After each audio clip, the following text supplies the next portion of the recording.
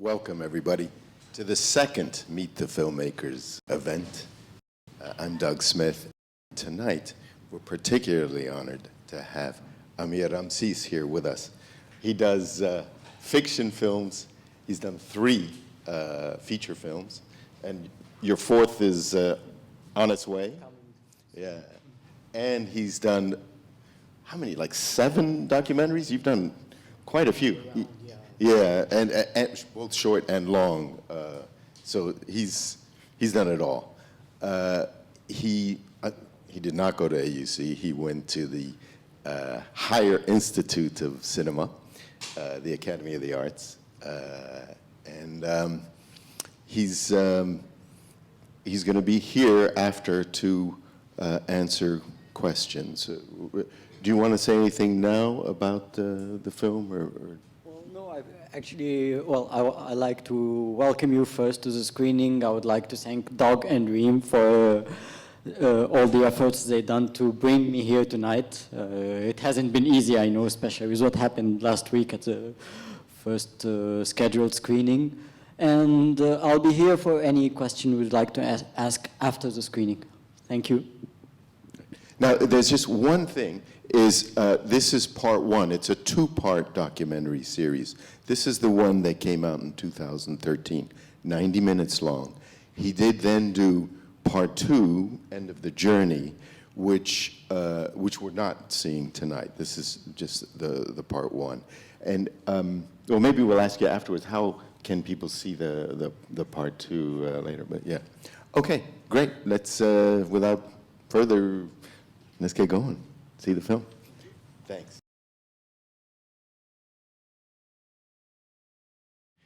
And since you are a fiction filmmaker, why did you shift over to this genre, to do this story?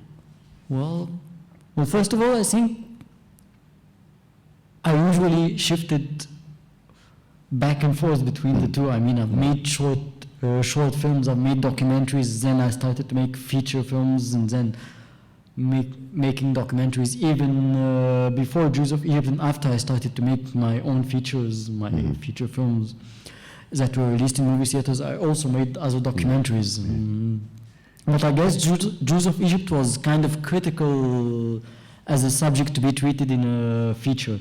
I guess one way or the other in features, I'm proud of being a liar. I'm proud of creating my own stories, creating fictional characters, telling stories that belong to me. But then, considering I'm treating a very controversial subject, I decided to stick more to the truth. And if I had made it into a fiction, then it would be kind of a boring, very educational film. That's why I chose the documentary, because then, well, I can afford to tell the truth and nothing but the truth. Yeah. And this was a truly, I've read that you've said this was your, a truly independent production, because you kind of did it all yourself, you and your producer. Can you tell me about how did you get around to, how were you able to make it?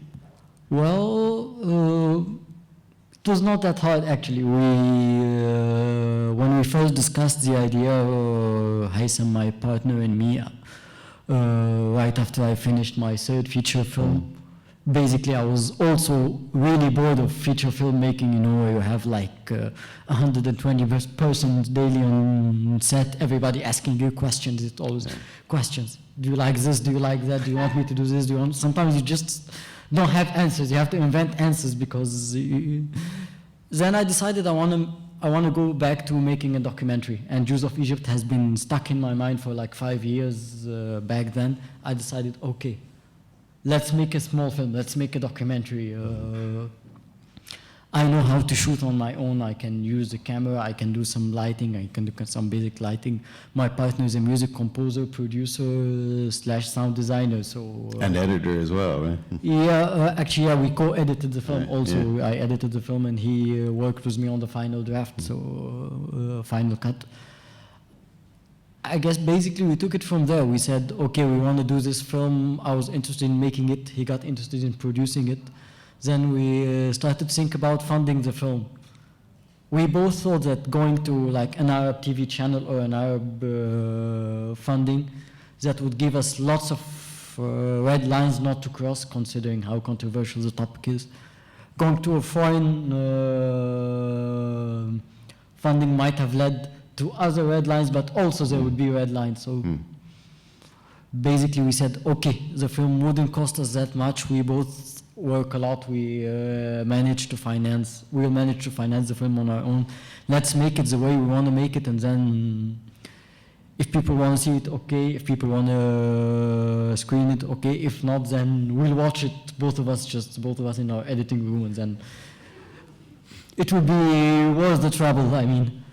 So we started, basically, I started to finish the research I've been working on slowly, started to contact people, traveled to Paris with a portable camera, a tripod, a small tripod, and some small sound equipment that I learned to use. I got a friend of mine to be an assistant director there. I moved, I shot the film, came back to Cairo, pretty much did the same thing. And then started. I hope my students are hearing this about, learning how to do everything. No, basically it's fun because I think with digital filmmaking also it's a lot easier. I mean, it's easy to learn. If I had been shooting this film on 35, I can't do the lighting for a 35 film, but on a digital camera, you see what you're doing on the spot, so it's a lot easier. Editing is the same. Basically, you're editing directly online. You're not like doing something that would be a reference for negative cutting and these hard procedures. It's a lot easier, I mean, and whatever you don't know, you can get to learn how to do in like a week or so, at least to start. I didn't know how to edit before I started to make the film, or I knew roughly how to do a cut, but to be an editor, that I got to learn while doing the film. We edited the film in like 3 years, ever since we started to shoot it. And now, you did have trouble with censorship or getting a permit to show it in a theater. Yeah, exactly. But ultimately, it did pass. It did show in a movie theater here. Yeah. Correct? Ironically, we didn't have any problem when we took the permissions for the script. I mean, they gave us the permits to shoot the film. First, they were skeptical about the topic. They said, no, it's not a good idea. But then we had a couple of discussions, and they gave us permits. They gave us written documents that we're allowed to shoot a documentary about the Jews of Egypt. I guess back then, well, in my own interpretation, it was, okay, this guy has just made 3 feature films. The last one was a blockbuster, actually, in Egyptian movie theaters. If we ban the film, he will make lots of, he will create lots of noise, if you know what I mean. So let's just give him the permit. He'll never finish the film, and he finishes it. If he finishes it, who watches documentaries in Egypt? Nobody. I mean, he's going to make this film go to a couple of festivals, and that's it. And then we managed to finish the film. They gave us the screening permit, actually, the first time, when they thought we were only going to screen it in festivals. They never thought that a documentary could make it into movie theaters. So they watched the film, gave us a permit for public screening with absolutely no comment. I mean, they didn't want to take any scene out. They didn't have any comment about the film. They just gave us the permit. And then when we managed to get the theatrical release, when the film created lots of buzz, we got a distributor interested in putting the film in movie theater. That's when they tried to stop the film. That's when they tried to ban it. That's when while we were doing the different format, there's a different format of papers you need to fill to get like the theatrical release document, basically concerning paying fees to the syndicates and stuff like that. It's routine. Then they blocked the permit. We went into some arm wrestling. The media started to talk about it. We started to raise a lawsuit against the Ministry of Culture. Well, the censorship in Egypt is a bureau of the Ministry of Culture. We started the lawsuit. The syndicate of filmmakers became part of the lawsuit with us against them, and then they gave up. It was getting beyond what they expected. So what was the reception of the film? Have Egyptians been interested in this topic? Actually, yes, it was pretty amazing to all of us because, okay, the distributor took the film, he said, let's just put it, and that distributor is also a friend of mine, she's a friend of mine, and we've been working together, I guess. Okay, partially the film created a buzz, but also that was kind of a compliment for me. Everybody expected the film to stay for 1 week at the movie theaters for like a couple of hundred people to go watch it, and then they would just remove it. But what was happening is actually that the film stayed for 4 weeks in theaters, Wow. as much as sometimes a feature film would stay. And daily we were like making first, second, maximum third in each like multiplex we were screening in. Wow. I mean, there were days when we were beating big American productions like G.I. Joe, for example. Back then I remember saying if I knew that this was going to happen, I might have made Jews of Egypt in 3D, since you know we were beating Hollywood big productions. And now, what about your the part 2? Did you have any problems with censorship? Was that well received? Well, we had less trouble with censorship. We discussed a lot less. I mean, basically presented the film. They kept us waiting for a couple of days. Then until one day I heard that they were showing it at the moment to the Minister of Culture himself, so that he can give them the green light on screening it. But then we received the permit, and we released it that time because the film is 56 minutes. We released it in one movie theater because it's not like a feature format.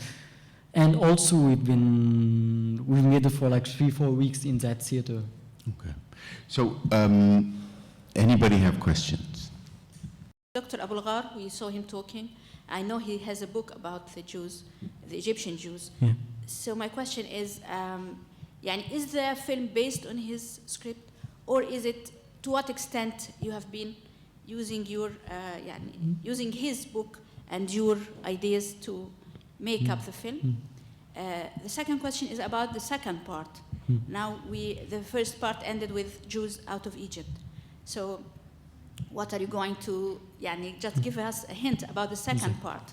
Okay. Are you going to follow their lives outside of Egypt or what? Thank you.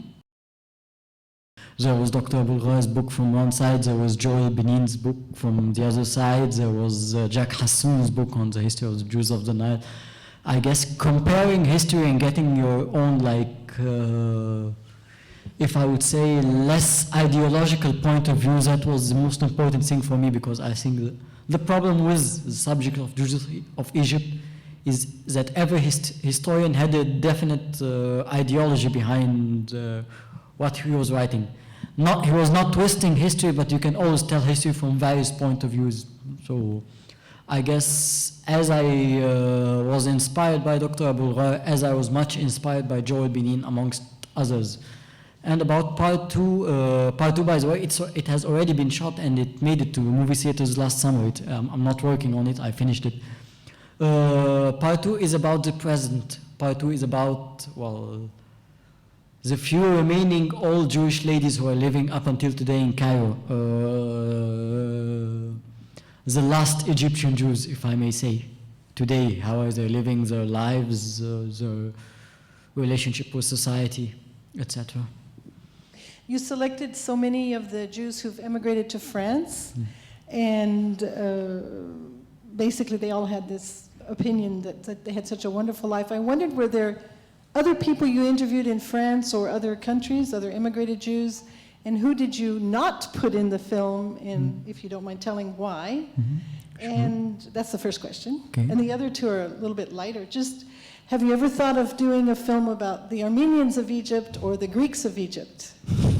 Okay. I would love to see that, because I share this interest in the old cosmopolitanism. And the third question was, is it possible to get a DVD to have this personal copy of this film? And then my fourth question was, well, maybe it's a little bit naive, but if you could explain some of the reasons for the censorship that you experienced. I mean, because it's a bygone era, I don't know, if you could just explain some of the reasons why they would be against this I mean, I understand there's sensitivities, but from your perspective, why were you given this, the problems by the censorship board? For the first question, I would have to say that one way or the other, France was a very important starting point for me. I mean, I've been reading about the history of the Jews of Egypt. I've been fascinated by the role played by many of the Egyptian Jews in forming the Communist Party in Egypt, in forming Hadetto, the front of the Democratic Front of Liberation, amongst other associations. And I guess Henry Corell, amongst all, was always an idol for me. I started in 2003 wanting to make the film only about Henry Corell, speaking about the Jews of Egypt, taking Henry Corell as an example, but then I decided to get a larger view. I guess those with whom I shot in France, none of the French interviews were taken out of the film. I mean, I used them all. Of course, not all what they said was used, but all the characters I interviewed, all the persons I interviewed are in the film in France. I did a few interviews in New York and in Belgium. Then while editing the film, I thought that it lacked coherence. I mean, basically it was repeating the same kind of answers for the same questions, but in New York and in Belgium, and that was just distracting me, so that's why I decided to base it on the French part, or on the part set in France, since I wanted these guys, before going to France, before contacting these people, I wanted to interview Alain Grèche, I wanted to interview Joyce Blow, I wanted to interview Robert, I wanted to hear about the life of Henry Corell, so I had to stick to that part I was more emotionally attached to in the film. Of course, from a production point of view, that was not so much of a good idea. After all, you go to shoot in New York, you go to shoot in Belgium, and then decide to throw that material. Of course, we were not happy about it, but then it was no big deal. The second question was Armenians and yeah, Greeks. Well, maybe since that subject is less controversial, I might just want to make a feature film about it. I think especially the Greeks in Alexandria, you know, I guess that's an intriguing subject to make a feature film about, maybe one day. The DVD actually is going to be released within the next 2 or 3 weeks. Maybe it would be found in bookstores like Diwan. My own interpretation is that, and that's like just me, is that they're always afraid about questions about the right of return and lawsuits being raised for the belongings of the Egyptian Jews. I mean, even after we finished the film, even after we finished the problem with the censorship and had the permit to screen it, 24 hours before the screening, we received this call from the office of the Minister of Culture, who wanted to see us right away. And well, of course, we refused back then because there's no such thing as right away. You have to, even if you're the Minister of Culture, you have to to organize a meeting in advance. You just don't ask me to come right now to the ministry just because you're the minister. And then they called us on the phone, some friends who work with the ministry called us and said, and kind of begged us actually in a friendly way to put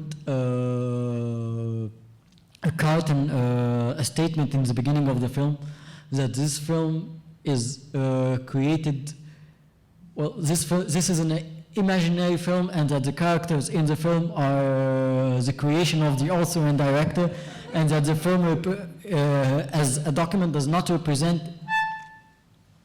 at all a document that states any rights for these people. I said to them, well, that's just stupid, only a moron would write this, and the only way I'm going to accept this, I won't accept to be called a moron, so if you want, just give me an official paper written by the Ministry of Culture if you want to appear as morons, and I'm more than willing to put it at the beginning of the film. So they actually wrote this document, stamped it with the stamp of the Ministry of Culture, and we put it before the screening, before the screening copy. And then we put another statement saying that the previous statement was issued by the Ministry of Culture and it represents in no way the opinion of the film crew. Did you always have the intention of doing the second part of the film?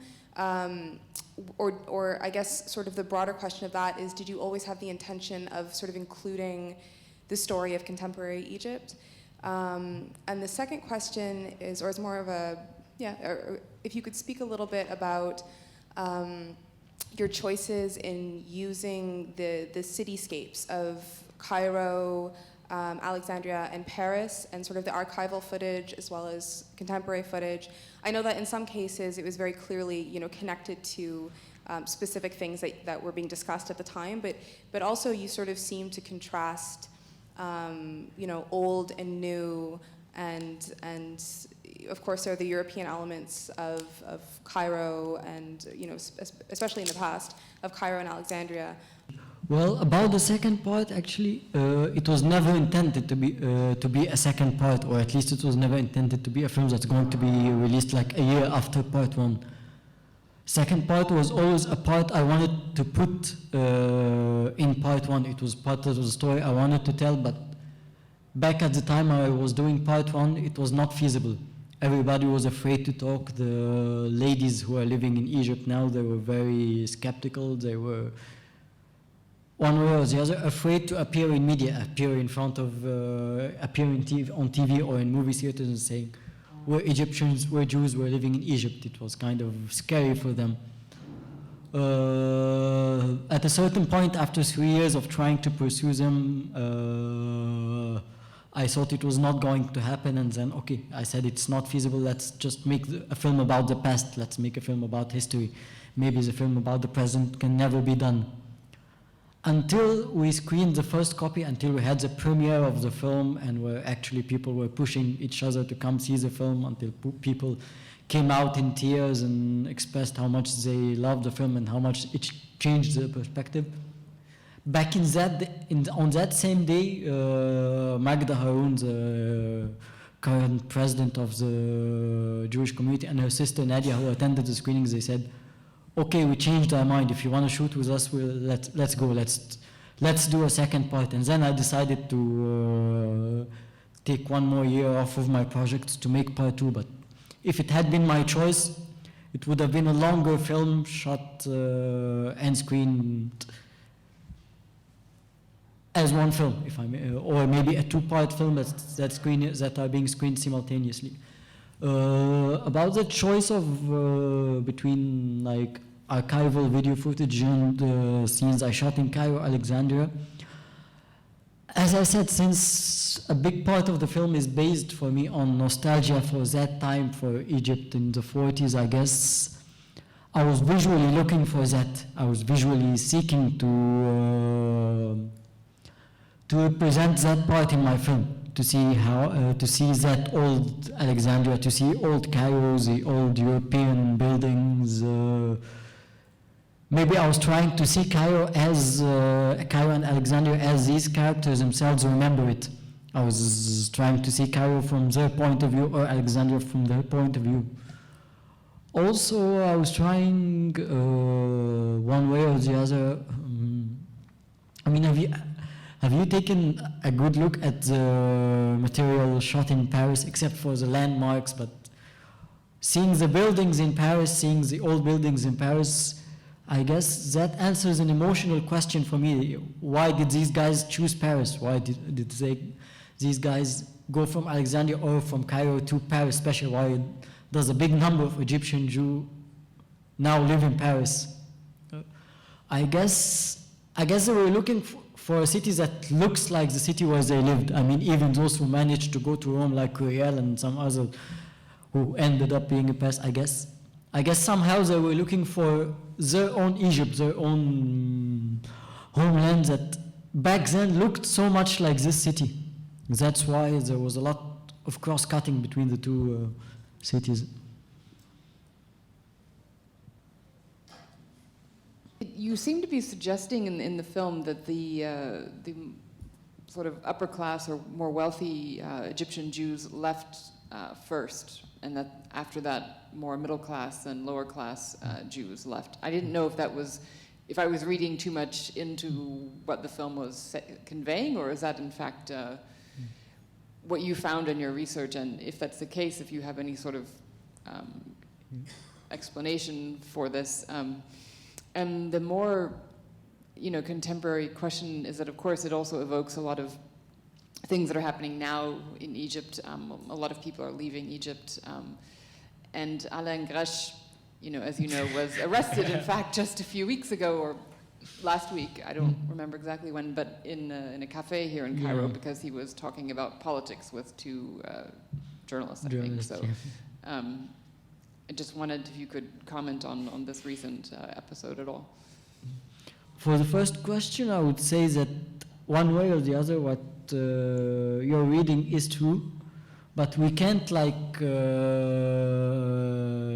put it in that simple sentence. I mean, okay, many of the Egyptian rich Jews started to leave in the early 50s or earlier than before 1954 events, but that doesn't mean that all those who left before 1954 were the aristocrats and bourgeois. No, also middle class people and some poor people decided to leave before that, but if we're speaking percentages, we would see that a big number of Egyptian rich Jews left at that era.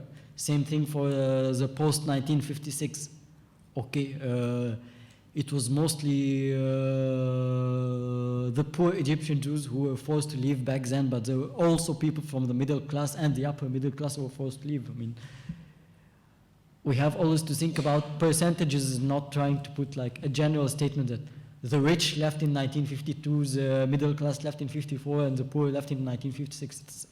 It's not that easy to put it in a simple sentence. It's one way of reading it, but we have to keep in mind that there are always small numbers from different social classes leaving here and then, I mean, across time.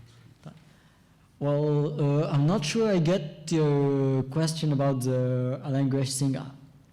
Myself, like everyone else, I think it was hideous and it was scandalous on all levels, but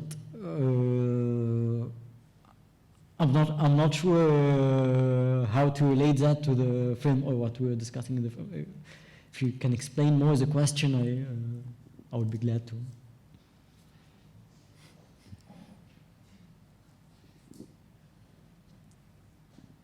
Well, I mean, I guess the more general is not just about this Alain Gresh episode that happened. I mean, obviously there's been a change in what is permissible to, what is able to be spoken about in public spaces, and the fact that he was held for a few hours by the police for talking about politics in a cafe is, I guess a bit worrying.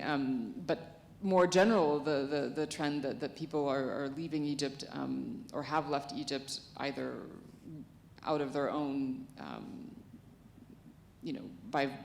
sort of not because they're forced to leave Egypt, but because they've simply decided that it's better, or that they're safer living abroad, and unclear whether people will be coming back. Even just in the last month, I mean, I know a lot of people that work for human rights organizations that have left the country, for example, and I don't know what so I mean, some of the people that are in your film have been able to return to Egypt, and others have not been able to. So I guess this is my more general, question about this phenomenon of how Egypt will, be affected by the loss of people that have been very active in the society over the past few years. Well, actually, this is exactly the kind of question I'm always afraid to try to answer. I mean, I think that quick answers are usually one way or the other very banal, very flat. I mean, 3 years ago, we all thought we had answers about the revolution. We started to analyze what was happening, what was going to happen. Everybody started to read into the present and into the future. We started to write about it. We started to make movies. We started, well, not myself. I was basically waiting to understand, but people has been jumping to conclusions, and I think trying to jump to conclusions now might be kind of too early. Everybody's still trying to read. I myself can't claim to be understanding what's happening 100%. Everything just seems to be too messed up. We are in a disastrous situation on so many levels. Freedom of speech, especially amongst others, I would put that on the top of my list, but I don't know. I can't make any conclusions now. I think the worst conclusions you take are the ones that are made while the event is happening, while you're living it. I guess we all just have to swim to the other side, and then while we're getting dry, or while we're waiting for the sun to do its effect, then we can start analyzing. But now I think we just need to swim, if you know what I mean. We can't stop to think. We can't afford to stop and think and try to read what's happening. We're living it. Okay. Did you face any problems or troubles with the conservatives or Islamic group, or those who see Jews as enemies because of the topic of the movie, particularly Muslim of Brotherhood, were mentioned in the movie as people who were oppressing them and were doing sort of damage to the society? There was never a direct how do you say it? Confrontation between me and the Brotherhood or other